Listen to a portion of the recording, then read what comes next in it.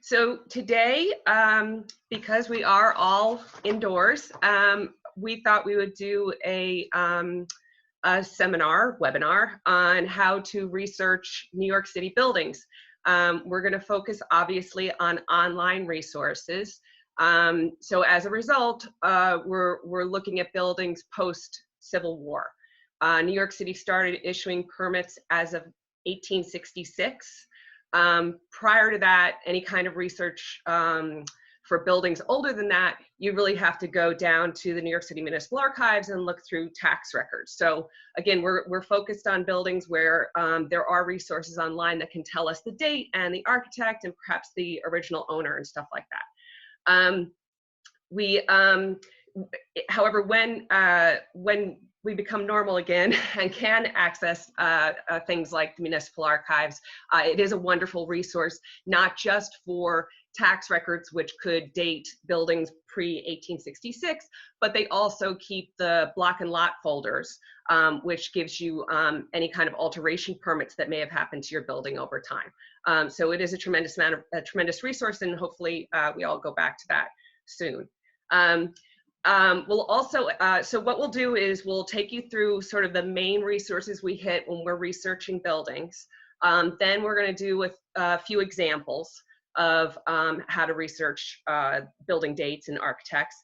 And then finally, I'm going to finish up with just some other resources that we like to use that you can play around with, again, in all our free time that we have right now. So when we're first researching a building, the first thing that we always turn to is the New York City map, which I have right here on the screen. And this is a tremendous resource. Let me move this over here. There's over on the right side, oh, as an aside, we are going to send you all of these links. So you'll get a sheet with all of these resources that I'm going to show you with links to them as well in the follow-up email for this webinar. So you can put filters through the show additional data on the map. One of the things that we always do here, let me tell you what, I'm going to bring up where we work in my office, which I miss very much, 232 East 11th Street, New York. And it zooms in right into the building. And it also gives you all kinds of wonderful information about the building. It gives you block and lot, which is very important when you're doing research. It tells you frontage of the lot. It tells you the zoning. You can also, I was just talking about show additional data on map. You can do different filters. The one that we frequently use is figuring out landmarks. So if I want to see all of the districts in my area, I click on that and the districts come up. I can also click on individual landmarks, and now we can also see the individual landmarks in our area. So this is a great resource. Where this resource is lacking is, and anybody that's seen any of my lectures, I apologize that you have to hear me say this again, but erroneous information makes me absolutely crazy. And this map, unfortunately, if the building, typically if the building was built before World War I, they have the wrong date. For instance, I just zoomed in on 232 East 11th Street right here, which is where our office is. I know that it was built in 1899 and designed by Ernest Flagg, and the date that they give is 1935. So anytime you have a building prior to World War I, more often than not, the date is incorrect in this resource, but that's okay, because I'm going to show you how to figure out other dates. Another perfect example is St. Mark's. Oh wait, let's get rid of the districts. So, so we all know that St. Mark's Church, is one of the oldest buildings in the area, built in 1799. And if you click on it here, it shows it as 1900. So just to make my point clear that this is not a resource it's a valuable resource for a lot of information, but not for building dates, at least before World War I. The next resource that we rely on a lot to research buildings is the Department of Buildings Building Information Search. So if we go to Manhattan, 232 East 11th Street,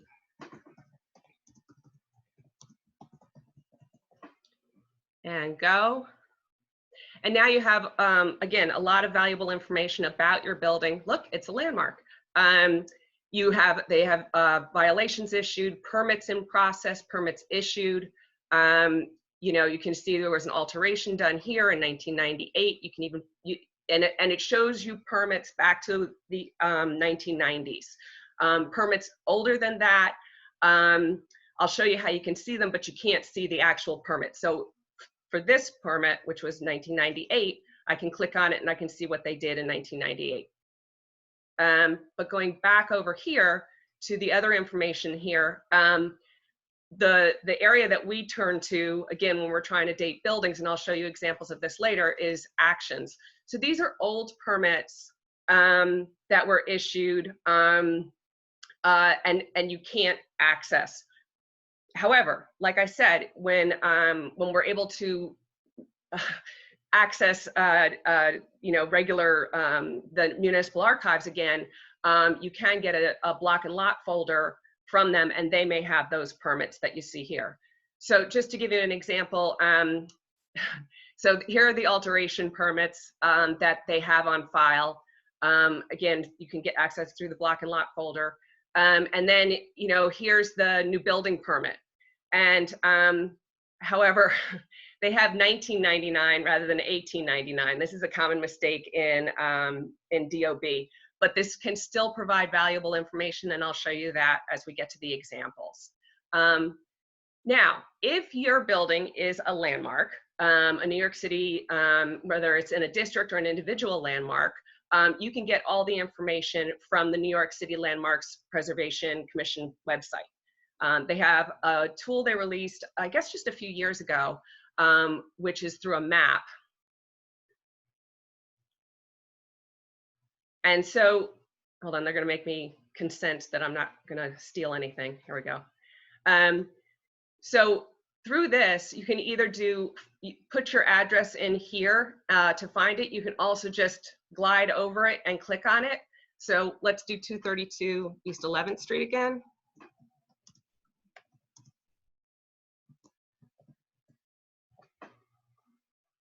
And it takes us to that.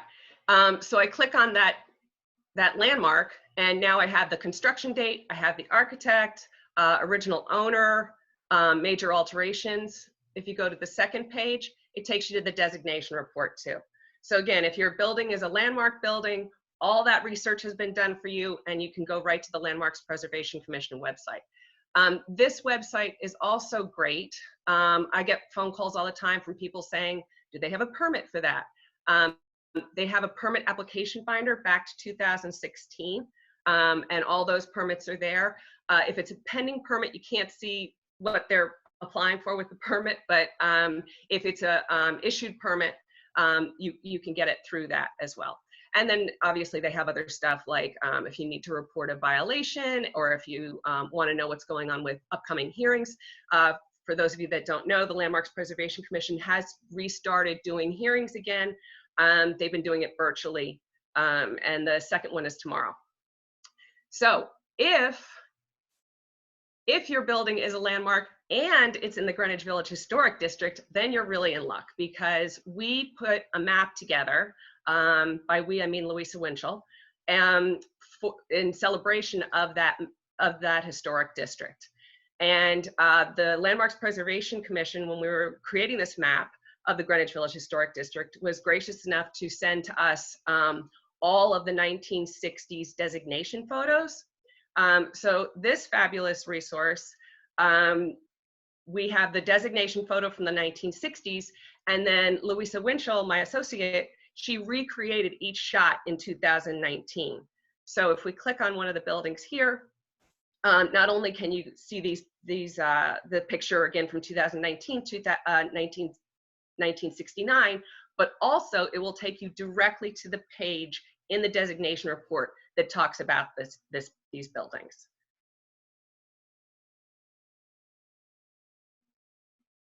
Quickly, here we go. So it goes right to the page, and then you can scroll down here, and here we have the information on those buildings right down here.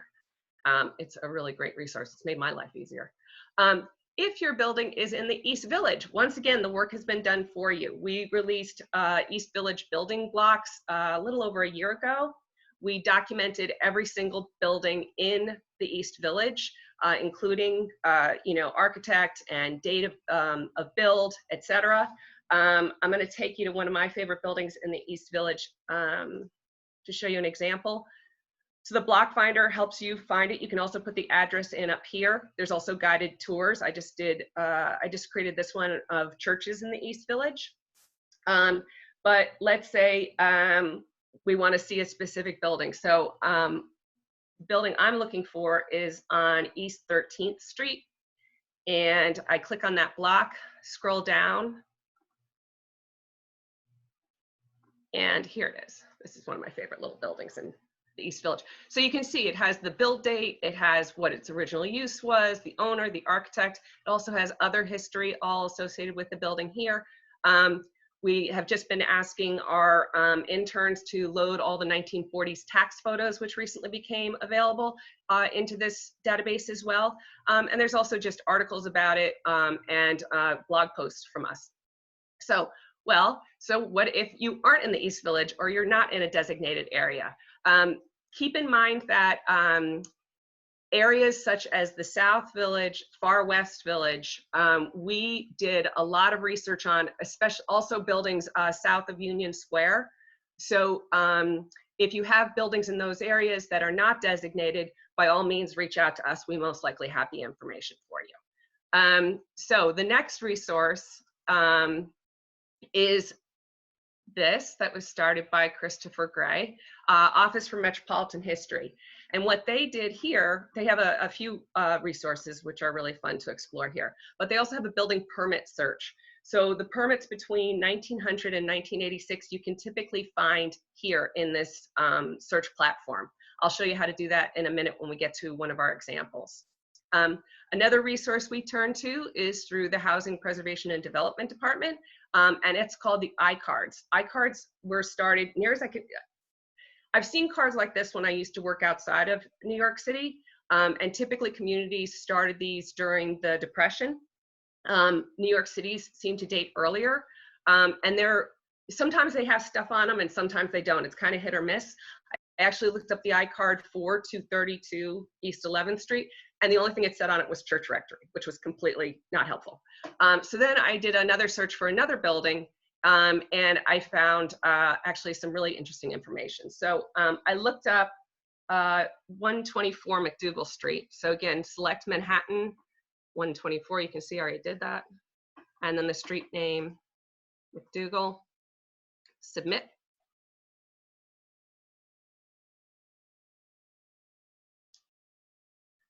Sorry, we're doing this in real time, so there's going to be a lag.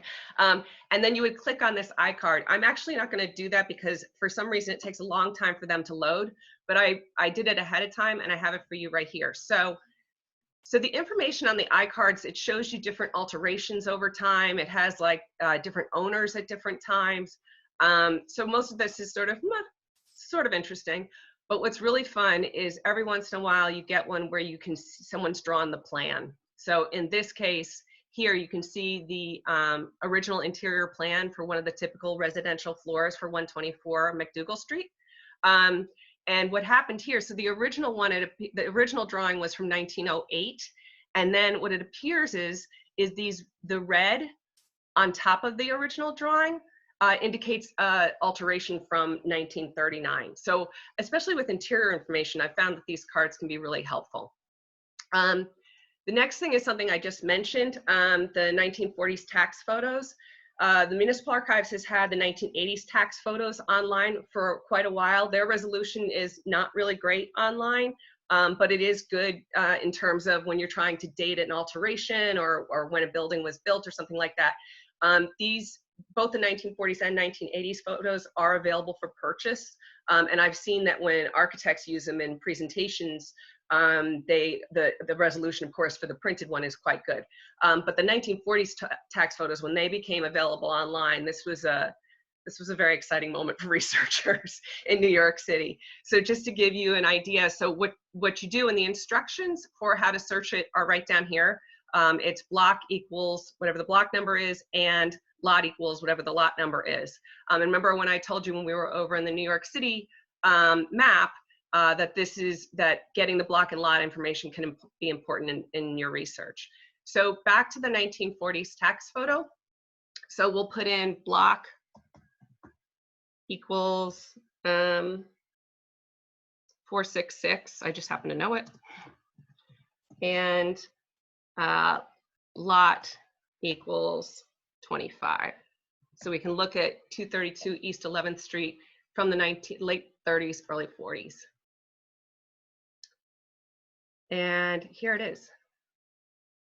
And it used to have a really fabulous porch on it. You can see that right there, and you can zoom in. So this is what the building used to look like. The porch, unfortunately, is gone now. But again, through looking at historic photos, it can help you date an alteration or date a building. The next resource is super important. And this is through the New York Public Library, and it's the Fire Insurance Topographic and Property Maps. They have them for each borough. They also have something called Map Warper. It's not something I use a lot, but other people really like it. It's going to be in the links that I send to you after this webinar. And what it does is you can float over a location on a current map, and it shows you the historic maps that are available for that area. I know it sounds really great, but I don't like it as much as I like just picking out the buildings that, picking out the maps that I want to see. So you can see there's different manufacturers of these maps. The Sanborn is probably the most well-known, and different map makers have different styles of doing it. The Sanborns are quite good as far as seeing accurate footprints of buildings. For those of you that don't know, footprint is literally like if you lifted the building out of the ground, the print that you'd see on the outside of the foundation. The other maps, but then the Sanborn doesn't have the block and lot, which can be a problem. But then the other maps are pretty good. So I know I said I wasn't going to do any buildings previous to the Civil War, but this is kind of interesting, and it gives you an idea of why maps can be really helpful in terms of dating buildings. So to look at the 1852 to 54 map in the East Village, it's 1853, just to show you how to use it. So I have all the plates in front of me, and I scroll down until I see the key, which is right here. So again, let me move this. So I'm looking for actually a friend of ours, a colleague of ours. He lives in the East Village, and he was saying he lives in a back house. So because this is what we do, we said, oh, well, let's see what the date of that is. So what we were able to do was, let me bring it up first on the current map so we can see where it's located. One of the things always to keep in mind in terms of research buildings is that addresses change, street names change, street numbers change. This is something to be cognizant of. So that's why I always like to place it on a current map. So then even if the street number is different, I know I'm looking at the right thing. So he said he was at a back house at 149 First Avenue. Is that right? Yeah, 149 First Avenue. So here it is on First Avenue between 9th and 10th Street. So if I go back to the, I zoom in, hold on. So First Avenue between 9th and 10th is going to be map plate 48.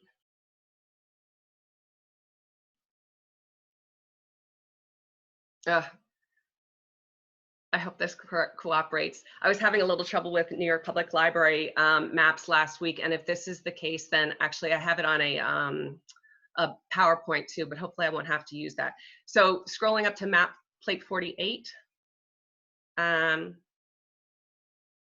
we zoom in, if it's gonna let me zoom in. Okay, it's not letting me zoom in. So I am going to bring up my PowerPoint. Ariel, can you tell me, can they see that now? Am I doing that correctly? No, I can't see it. Okay. Forgive me, this is my first webinar. So if I hit escape, if I want to bring up the PowerPoint, what do I do? Press the share screen button. Hi, everyone. New share? Mm-hmm. I got it. Okay, thank you. Yeah.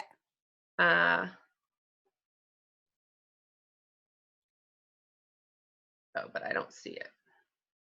Me neither. Okay.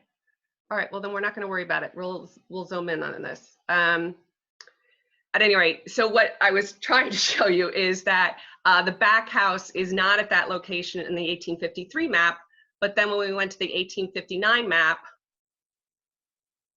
the New York Public Library is not cooperating at all. When we went to the 1859 map, the back house was there. So we were able to say, okay, so this building was built between 1853 and 1859. So that's how mapping can be really important for you in terms of getting a range of years of when something was built. So hold on, let me get rid of this. Good. Okay. So those are the resources that we typically use when we're doing research. So now I'm going to take you through a couple of examples for research. So the first building we're going to look at is 48 7th Avenue. It's also known as 56 7th Avenue. This is this apartment building right here that's right near 14th Street. So how do we date that building? Well, first we'll look at it over here at the Department of Buildings. Real time. There we go. 7th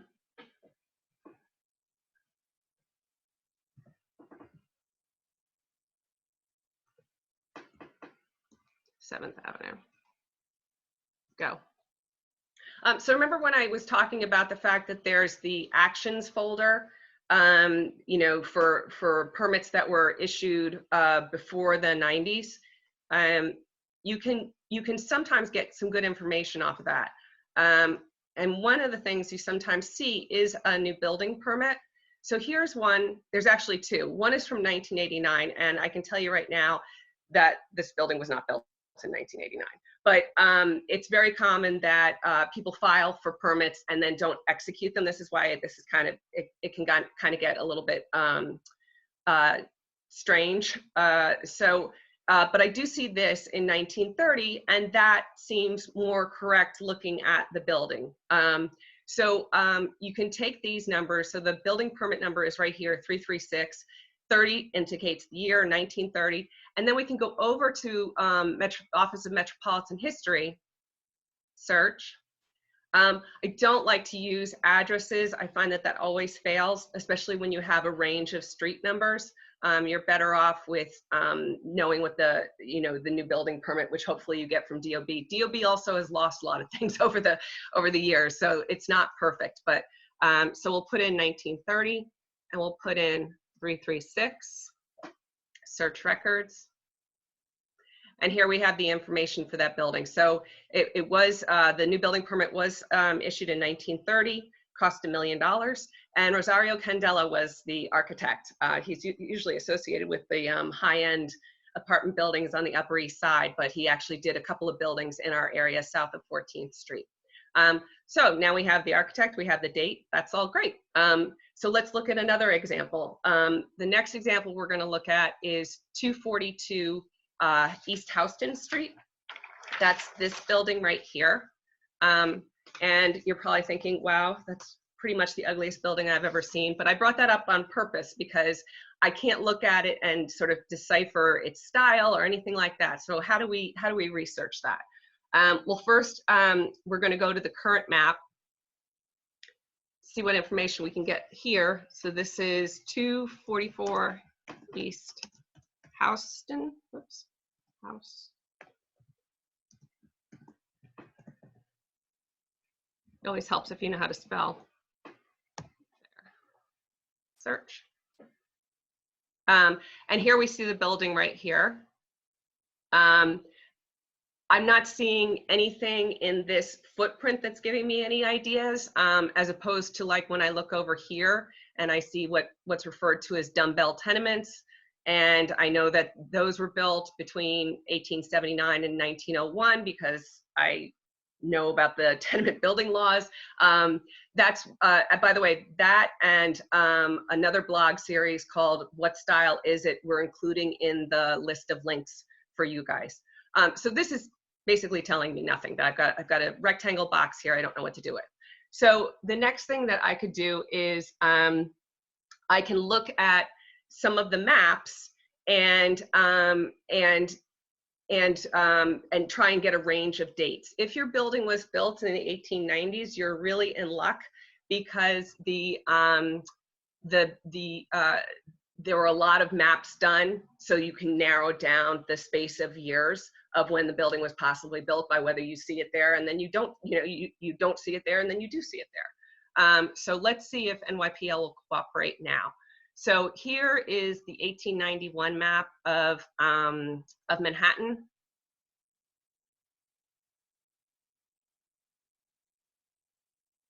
That's not the 1891 map. There we go. Okay. So we look at the key. This also, by the way, gives the information about what the different colors mean for the building. But if we zoom in on this,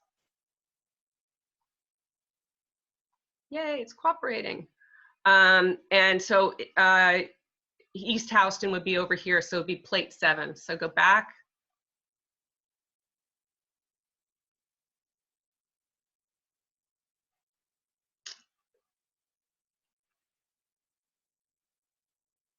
Okay, it's not working. I apologize.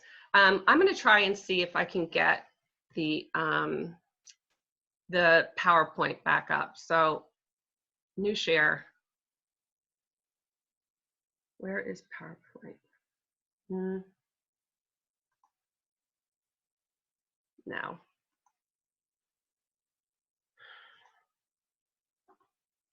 There it is, right? Yes. Okay. Share. Okay. Oh, so wait, so now I can just jumping back for a second, I can show you what I was talking about with our friend who lives in the back house in the East Village.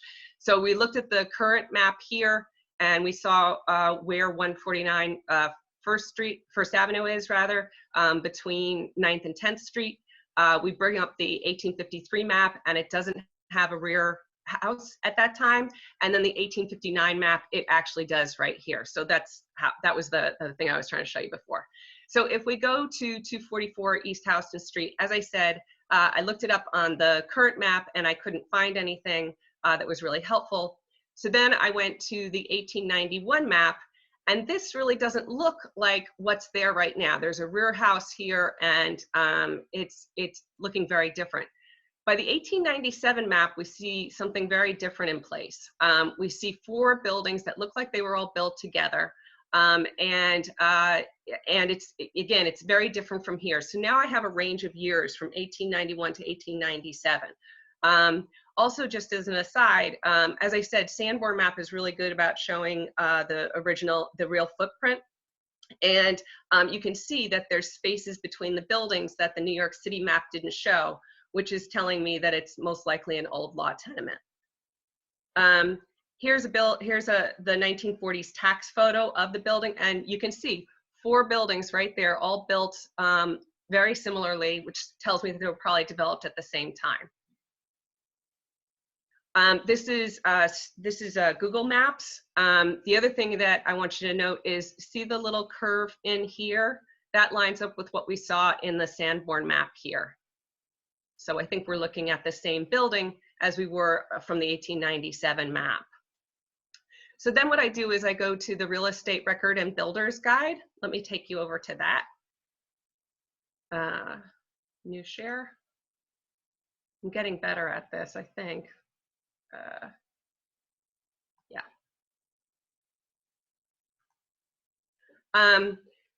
So hold on, let me get rid of this.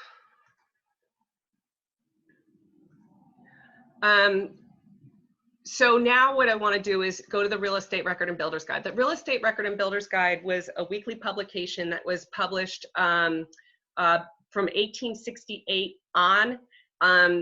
New buildings are indexed in issues from 1878 on into the 20th century. So again, if I have a range of years, what I can do is go through the indexes of their semi-annual indexes.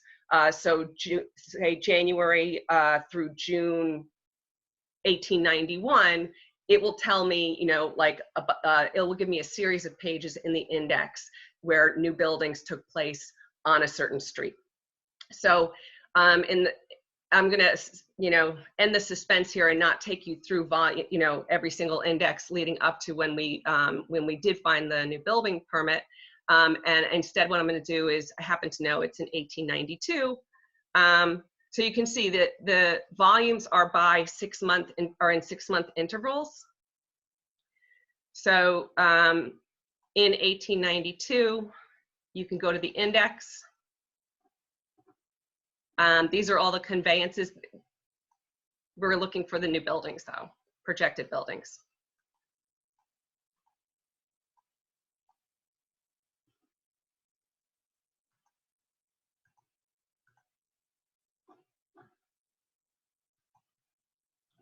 Whoops, too far.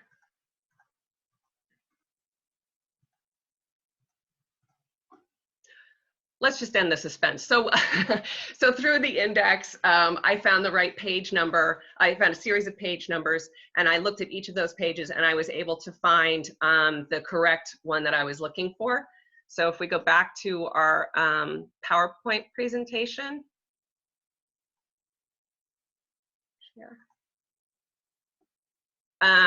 You can see right here that through the Real Estate Record and Builder's Guide, it listed the fact that this building was built over on Houston Street, 4 or 5 story brick flats, tin roofs, costs, and it gives the architects Julius Buckle and Son. And so this is how I'm able to date those buildings. Again, I was able to narrow down a series of years, and then looking through the Real Estate Record and Builder's Guide indexes, I was able to find all the development of that street, and I was able to go to find the page. It sounds a little more confusing than it is, but it's really not that bad. What's hard is when you have a building that was built pre-1878, because in that case, new buildings are not indexed. In that case, what I have had to do, or I've had asked interns to do, is you go through the weekly issues and go to the new building section and see if you can find your building. But that's really painful, and it can lead to alcoholism. But okay, so now we're going to do our third example, which is 28 East 14th Street. Again, let's go to Google Street View.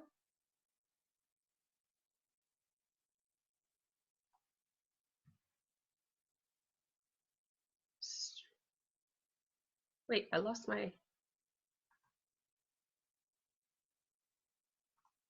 Okay, so Google Street View.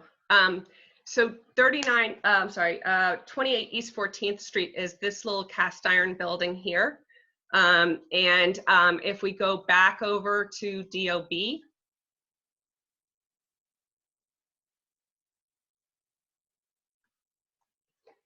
(28)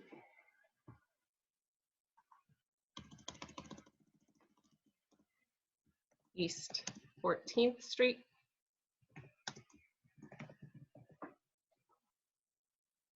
And let's see what the DOB has that might be useful. So we'll go back to the actions folder.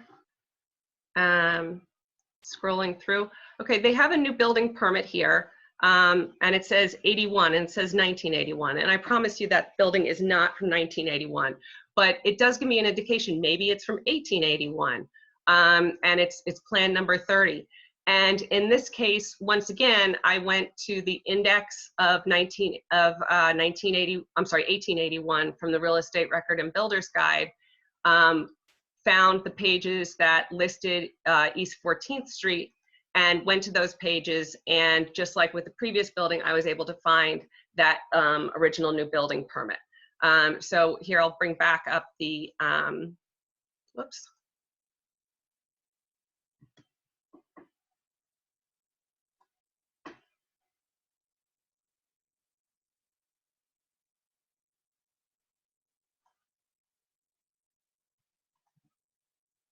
So in the case of the building on 14th Street, I showed you the new building permit that was indicated in the DOB website.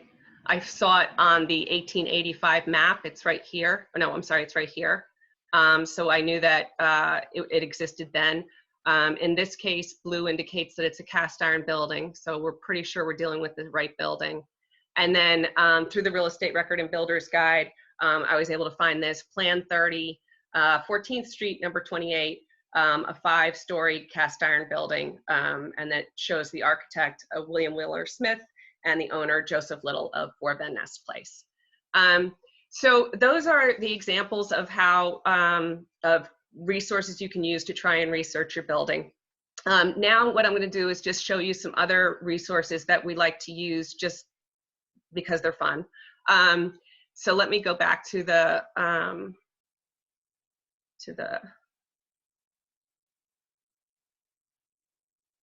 here we go. So I have to keep getting rid of this thing at the top. It's driving me nuts. Okay. So one of the resources that we use is New York State Historic Newspapers.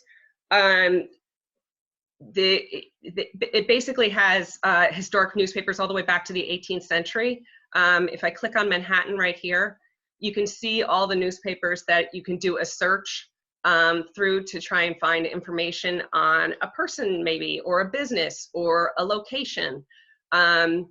If you, for instance, if we Google, if we search for, and I put it in quotes so that they're looking for the term and not each individual word, Henry Highland Garnet, whoops.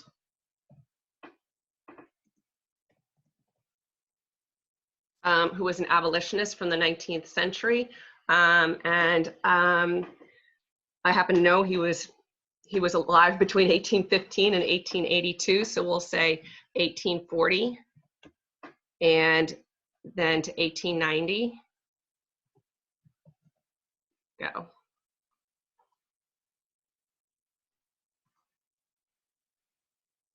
And this shows all the results of information on Henry Highland Garnet, newspaper articles on him.